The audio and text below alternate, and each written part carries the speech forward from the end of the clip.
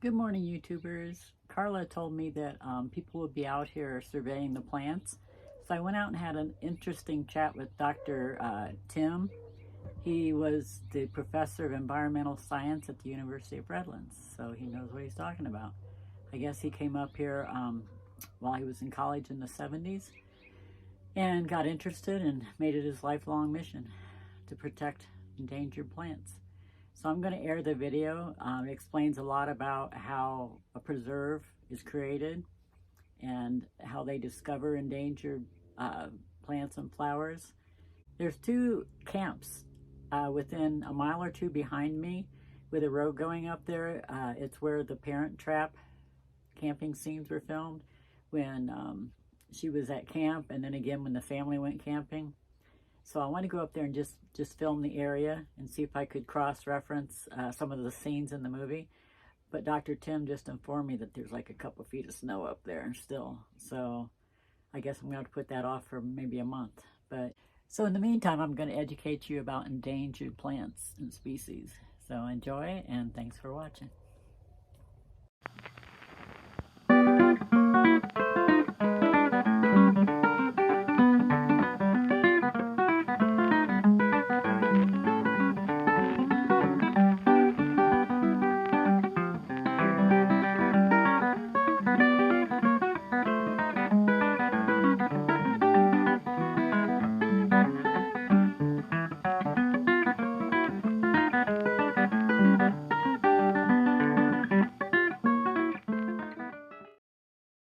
Are you on the board also?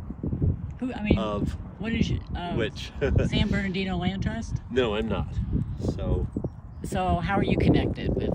Are you with the government? No, I'm. My day job is I'm the conservation director for the Wildlands Conservancy. Okay. But that's not government? Nope. Okay. It's a large private nonprofit land trust, but. So you come out. Okay, go ahead. So I lived up here in the late 1970s, early 1980s, and just out of college. And so my first job out of college was doing rare plant surveys for the Forest Service. Okay. And so plants had not been listed as endangered species yet. And so I was just looking at this long list of plants to see if they might be candidates for listing as endangered species. Mm-hmm. And then so that introduced me to all of these rare plants that occur in Big Bear that people had never even realized that they were rare. How can you figure out if they're endangered? Well, so once I knew what a plant liked, what its habitat was, its ecology, then I would systematically go and look for it everywhere else. Okay, that's cool. So once I found some of these rare meadow plants over by Baldwin Lake, I then looked at all the other meadows around Big Bear Valley and documented whether they were under development threat or the area had already been developed. Okay. For these meadow habitats, for example, most of it is now under Big Bear Lake. Okay. Right, which wasn't filled until the mid 1880s. And then the remnants of it have now been built and developed as the city of Big Bear Lake, the Big Bear Airport, and so on. So if you find a plant and you're convinced it's going to be extinct if you don't do something, who do you go to make it? Right, so we would document carefully all of the historical places that had ever been collected, what's happened to them now since the late 1800s or early 1900s, if they're still there, if there's any threat to those. For example, here in the late 1970s, 80s, this was Spencer Real Estate. Right. And their main office. I've kind of researched the history. There was a drive-in movie theater over here. Yeah. With the big screen and berms where vehicles would drive up. Yep.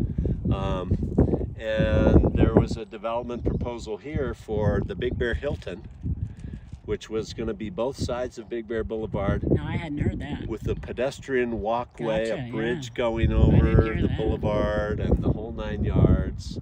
And so luckily that was defeated. Who was the one that they caught spraying the flowers. Who was that? Was that part of Spencer? That was Spencer. And so out of spite for not, for opposing that development and things, they went and they actually began to disc and grade much of this meadow. You can still see evidence of some. And he berms. he knew that they were going to make this an endangered. That they were and they were upset that we were obstructing their commercial interests. I can imagine, yeah. And so that would be a big hit for anybody. And so, out of spite, they began to bulldoze this side of the meadow, and then we called the authorities on that, and they came in and slapped a pretty hefty fine on them. Did they? But in any case, here we are today. The San Bernardino Mountain Land Trust acquired the property back in 2018, I think it was. And then just to underscore that conservation is never done, before the Land Trust got the fences up around this, we had two get in here and do donuts while the meadow was wet during April months. I hadn't heard that. And they just did donuts in here. Then they got stuck and they had to have a tow truck pull them out. So did you catch them and tow truck got stuck. The sheriff did catch them, but it wasn't signed or protected yet, and so they didn't even pay a fine. Wow. But since then, the Land Trust has fenced the property and it's secured. And what's really exciting about this is how well Mother Nature has restored herself with no extra help. Just plenty of water coming through the meadow. Plenty of water, no doubt about that. You walk over by what was the drive-in theater, you can't even hardly tell. There's the berms where vehicles parked. Yeah, I haven't noticed anything. And in between the berms are the endangered checker bloom flowers. And it's all native Are those stuff. the purple ones? Little pink ones. So I'll show you. Do you have, what are the white ones here? So these are Nevada bitterroot. They are pretty. They look like a water lily that you see floating on the water. This is one of its southernmost locations, so we call that a southern district. Much more widespread up through the Great Basin and Nevada, for which it's named. And this one is in the miner's lettuce family, so it's edible, so you have to eat this. Really? I'll eat it. Yeah. I'll try it So once. here you go. Will it get me high? No. I have yet to lose anyone. So, what's that remind me of? it's got a little bitterness on the finish, but otherwise... Yeah, it's not bad. I'm trying to remember what it reminds me of. A little bit like celery. Yeah. Maybe a little cabbage in there? Perhaps. Not bad. Okay, one of our biggest rarities, and this is what Did he just do that? Naomi's working on. Oh, I think he did. I didn't see him, but let me look at this. The San Bernardino Mountains in meadows, and then occurs down in the Laguna Mountains in San Diego County. So, only place in the world. So here we have it, just growing here in the meadow, where it's kind of delicate. And whoops. The sun to my back. Come here, Pepper. He's not leaning down to pet you. He's showing me a flower. Or what is that? So this is the Bear Valley Bluegrass. Poa atropurpurea. Here we go. Pepper, Here's come. Pepper, Come. He's a sociopath. It's all about him always. Cool. So these little purple ones. What are these little purple buds coming up? Or are those and that's called come here. what was the common name? Blue-eyed Mary. Blue-eyed Mary. Blue-eyed Mary. Yeah. Oh, you get to name these things too, Carla said? Well, many of these things are so rare they don't have a common name, in which case I make them up. Really? Did you make that one up? No, Blue-eyed Mary's truly a common name for other members of this genus. Uh-huh. But the Bear Valley Bluegrass, I think we did come up with that name. That's a good name. This happens to be a female plant How can you tell? Naomi Fraga, let me introduce her. Hi, Naomi. Hey. Is the conservation director for the California Botanic Garden. Okay. And she's out here collecting some specimens of the Bear Valley Bluegrass to do some genetic work on those. Structures that produce pollen are called stamens. They hang out of the flower, and then the female part is called a stigma, and it looks like a fuzzy That's stem. weird that you can tell that. Yeah. It makes so me feel guilty they for look eating different, plants. and so when they're in full flower, you can tell because the reproductive parts are hanging out of the flower. Okay. But when they're in bud, or once the plants have gone to fruit, then it would be harder to tell. Gotcha. So on this one, I can tell it's a female. You can see the kind of fat, round, what's going to become the seeds, the ovary. Did he say plants have sex? Inside there, with little kind of fuzzy stigmatic lobes that catch the pollen at the tip. They're kind of fuzzy. Here's a male with the pollen sac. The pollen sacs, the male stamens, are actually hanging out of the flowers. I'll take your word for it. And it's rhizomatous, so these are connected underground with underground sort of roots and stems. So these are all probably connected as, you know, a female cluster. Here's a little male and another female cluster, and so on. So will this front meadow be in bloom with flowers and stuff at some point? Well, these are the flowers, but they're not showing. They don't have petals. The grasses don't. But these other guys, the Nevada bitterroot, and then if you get down on hands and knees in certain places, like I'll point to this right here. Look at these little guys. That's a little popcorn flower. It's in full bloom. Wow. That's as big as they get. See all these? So with the tall grasses, you don't get much beauty Right. from the So front? these taller grasses and the non-native ones in particular outcompete these. And only on these special spots, probably with a little more clay in the soil, it keeps out the competition, enabling these little miniatures to survive. So here's the miniature popcorn flower. It's a Plagiobothres.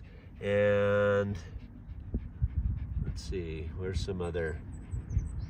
I'm looking for the mini mouse tails. Let me find you some of that. Does this property go all the way to the creek back there? It does. Does so it all stop the way over right the there? creek, and it stops there. I mean back here, I walk back there. Right. So the creek is kind of the dividing line? Well, it goes back over the corner. It's kind of a square. Bright red petioles. The stalk to the leaf is bright red. Say the name again, one more time. The bird-footed checker blue.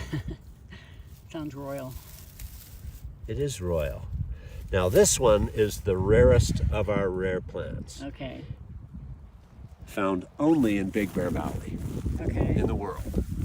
So is that the one that gave you the chops to get this designated endangered? That Yeah. particular one?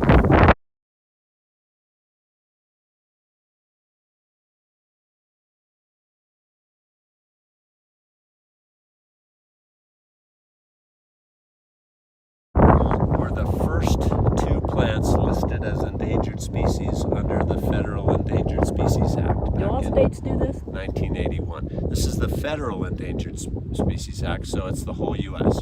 So you have people in every state doing this, finding endangered Well, plants? Not really. if there are that many rare plants. But one of the things about Big Bear is we have more rare and endangered plants found only here in the world than anywhere else. Okay. In the continental Gotcha. United States, literally.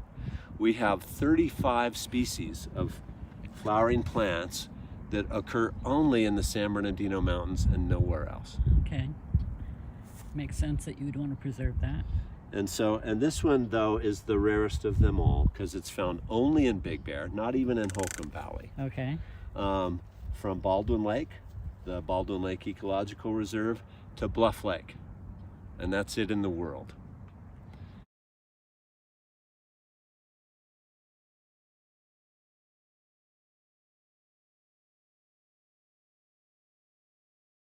Just wanted to show you what I'm doing here for the land trust. I'm basically addressing envelopes, stamping them, and putting return labels. And then I put the newsletter in the news magazine in a return envelope for donations. And I stack them up here, and then Carla will take them to the post office. So it's a beautiful day in Big Bear, and I'm waiting on Carla and Kevin to come and maybe some volunteers. They work around the preserve on Fridays. So this is the building that used to be the drive-in theater and a real estate office. This part was added on. And the people who owned the drive-in, I think, lived upstairs where we were cleaning the kitchen last Friday. And you have the big view of the meadow. Pretty soon the purple flowers will be popping up. I've seen the buds, so I'm anxious for them to grow. It ought to be quite charming. Isn't that a beautiful fireplace?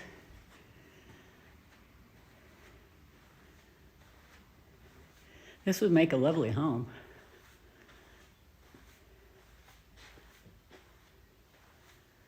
And across Highway 18 right there, Big Bear Boulevard, is a little lake. I forget the name. It's like in the chain of lakes for Big Bear.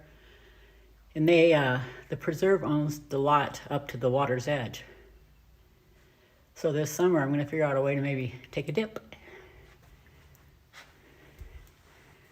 And who's my helper today?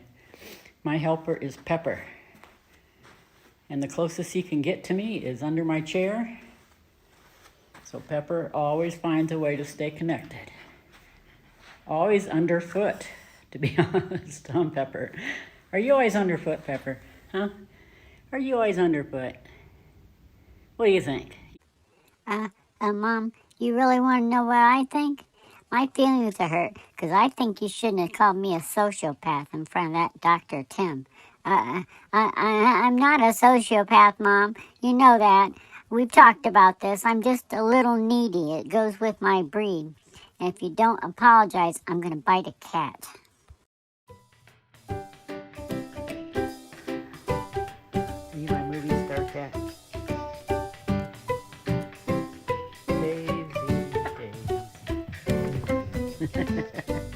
You were a silly girl. Chasing your tail.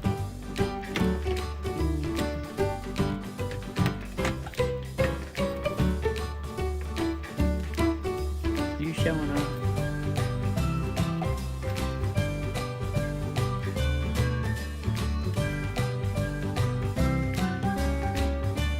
Hey, baby. Mama loves you.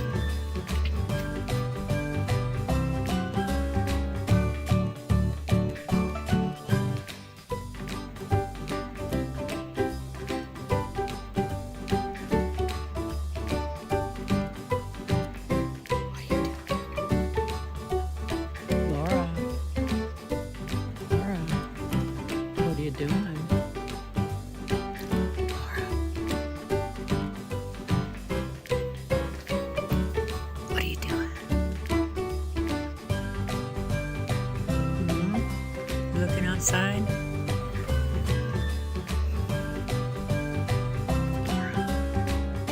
You want to go outside? Dora, you pretty girl. You pretty girl. Yes, you are. What do you think? You're so hyper. You just split around.